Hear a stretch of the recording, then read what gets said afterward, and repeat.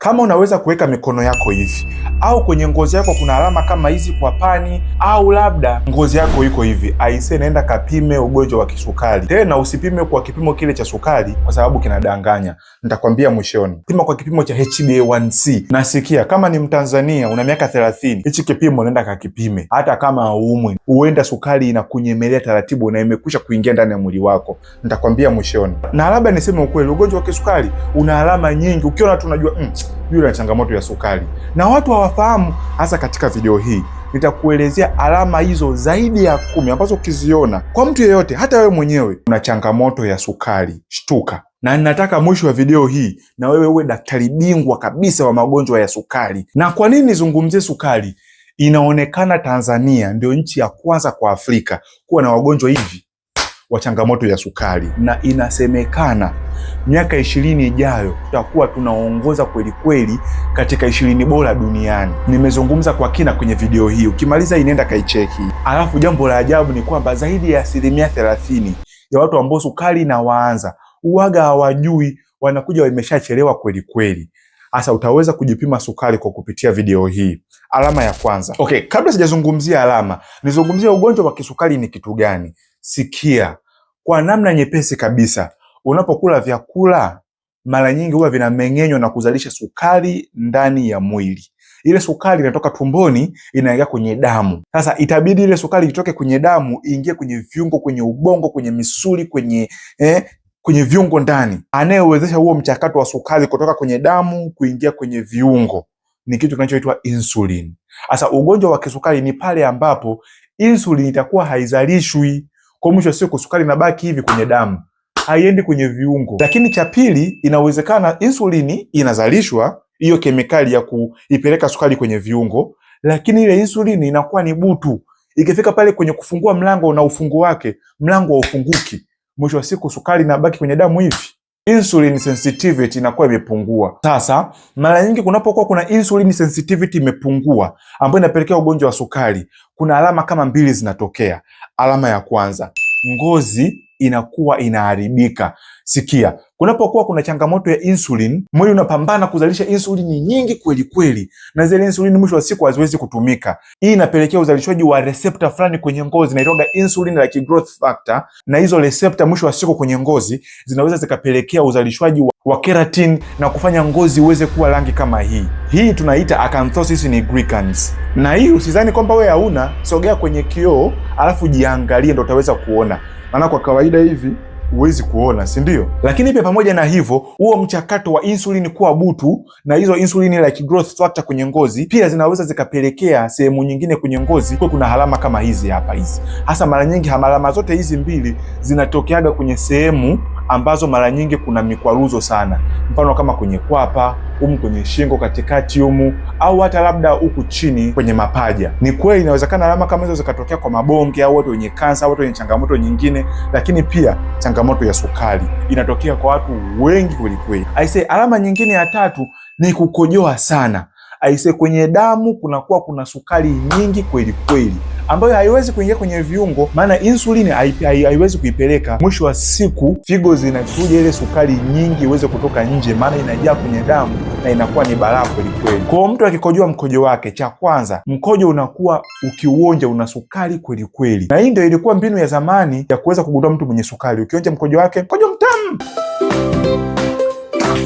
ila usifanye hivyo. Lakini pia wagonjwa wangu wengi wananiambia wanamkaga mara nyingi kukojoa usiku. Anakojoa mara kibao zaidi, hata mara 4, mara 5, mara 6 kuamka usiku kukojoa, wakati usiku hautakiwi kuamka kukojoa. Aise, kama unaamka kukojoa usiku, kapime sukari yako. Na huu mtindo wa kukojoa sana unapelekea mwili kuishiwa maji, kwa hiyo itabidi naye aweze kunywa maji mengi sana. Kwa hiyo inakuwa ni mzunguko, kukojoa kunywa maji, kukojoa kunywa maji. Dalili nyingine nne aise ni ganzi, sana sana kwenye mikono na ganzi kwenye miguu. Huku mwishoni kabisa unasikia kama vitu vinachoma choma kama ganzi hivi, usikii chochote hivi. Aise, hiyo ni changamoto ya sukari mara nyingi. Na unajua ni kwa sababu gani? Kwa sababu ile sukari inavyozidi kuwa nyingi kwenye damu, mara nyingi inaungana na protini, inaharibu kabisa mishipa ya fahamu iliyopo huku chini. Lakini pia kuna upungufu wa damu kuja huku chini kwenye mikono na kwenye miguu, sababu huku sio mwishoni kwenye mwili damu inakuwa mara nyingi haifiki huku. Mtu anaanza kupata ganzi kwenye mikono na kwenye miguu, anakuwa asikii vizuri. Juzi tumepokea mgonjwa hospitali akiwa na changamoto ya mguu unatoa usaha. Baada ya kucheke mule ndani, kwa kuna kamsumari kadogo kameingia ndani, na yeye alikuwa hana hata habari kama ana msumari, namna gani ambavyo ganzi ile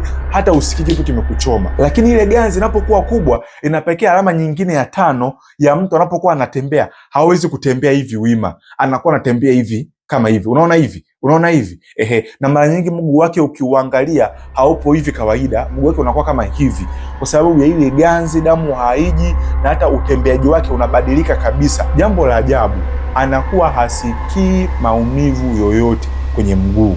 Tuje kwenye alama nyingine. Chukua mikono yako hii, unaweza kufanya hivi. Kama ukifanya hivi vizuri kabisa, mikono yako ikafunga, jambo jema kabisa. Lakini wagonjwa wengi wa sukari hawawezi kufanya hivi, na unajua ni kwa sababu gani? Ni kwa sababu hii hapa.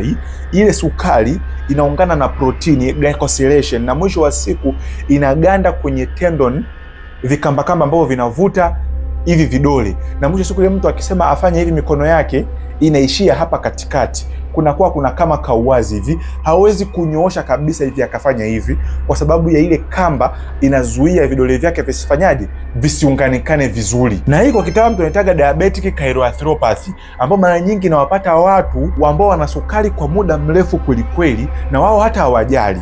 Changamoto nyingine ni kidole kinaganda. Angalia, kidole kinaganda kama hivi, hawezi kuchezesha vidole vyake kwa pamoja hivi, kingine kinaganda kinabaki chini. Na unajua hii ni kwa sababu gani? Mchakato ule kuna mgando hapa na glycosylation inatokea kwenye hizi tendon. Mwisho wa siku hawezi kuinua mikono yake vizuri. Na wagonjwa kama hawa tunawapata wengi tu. Kuwatibu ni rahisi. Unamchoma dawa ya kupunguza inflammation, corticosteroid, sindano hapa, na kile kinaachia kabisa, kinakuwa kilaini. Kwa baadhi ya wagonjwa inakataaga kabisa, inabidi mpaka mumpasue pale, mpaweke sawa kabisa, mtoe ule uvimbe na mpaweke vizuri, ndio anaweza kufanya mkono wake vizuri kabisa. Lakini pia changamoto hiyo ya glycosylation inaweza pia ikatokea kwenye joint za kwenye mabega huku, kupelekea maumivu ya mabega ya muda mrefu kweli kweli. Alama nyingine ambayo naiona kwa wagonjwa wengi wa sukari ni maambukizi, infection za mara kwa mara. Kwa Kiswahili tunaitaga mchafuko wa damu, na mara nyingi infection za fungus zinajirudia mara kwa mara. Lakini pia changamoto za UTI inajirudia mara kwa mara.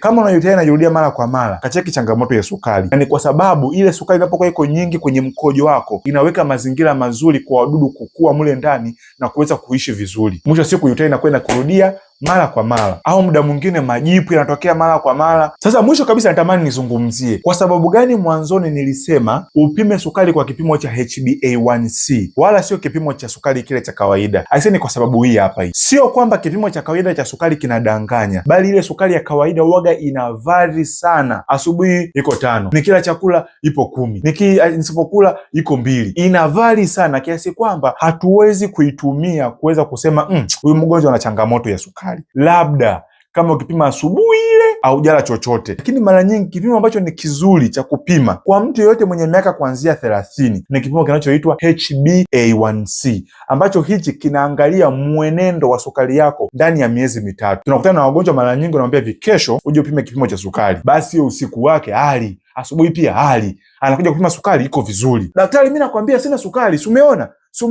Sasa hiyo ndio changamoto ya kipimo cha sukari. Lakini kipimo cha HbA1c kile kinapima sukari ya miezi 3. Kwa hiyo hata kama leo au jana sukari yako iko vizuri, kicheki yule mzee baba anatuambia kwa miezi 3 huyu sukari yake ilikuwa iko juu kweli kweli.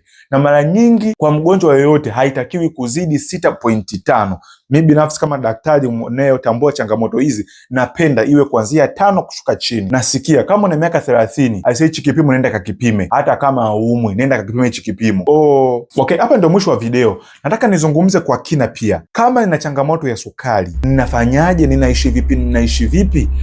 Hapa vitu ni vingi kweli kweli ambayo natakiwa nitengeneze video nyingine. Bahati nzuri video nimeshaitengeneza, bado kuiedit tu. Kwa hiyo hivi karibuni nitaipost. Hakikisha una subscribe nikitoa video hiyo uweze kuiona. It's Dr. Daniel here.